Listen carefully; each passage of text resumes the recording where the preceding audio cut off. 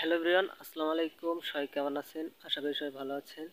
তো আপনাদের দোয়াতে আমিও ভালো আছি। তো আজকে একটি আবারও নতুন ভিডিও নিয়ে আসলাম। তো সবাই বেশি বেশি শেয়ার করেন, ভিডিওটি ভালো লাগলে একটি লাইক দিবেন, নিত্য নতুন আপডেট খবর পেতে আমাদের সাথে থাকবেন।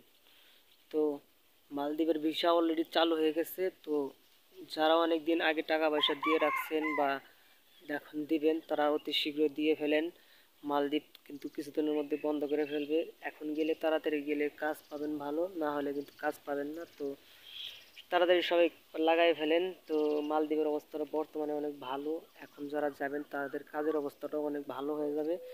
তো সবাই তাড়াতাড়ি পাসপোর্ট ভিসা লাগাই ফেলেন। যারা অনেকদিন আগে টাকা পয়সা দিয়ে রাখছেন তারা দালালের কাছে যান, দালালের কাছে গিয়ে বলেন যে ভাই কি খবর, আমাদের পাসপোর্ট ভিসার খবর কি? তো পাসপোর্ট নাইলে টাকা পয়সা নিছেন, আমাদের ভিসা কই, ভিসা দেন।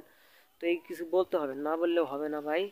তো আশা করছি সবাই বুঝতে পারছেন, মালদ্বীপের ভিসাটা অলরেডি চালু হয়ে গেছে। তো সকালে ভালো থাকবেন, সুস্থ থাকবেন, এই আশাই করি। আল্লাহ হাফিজ।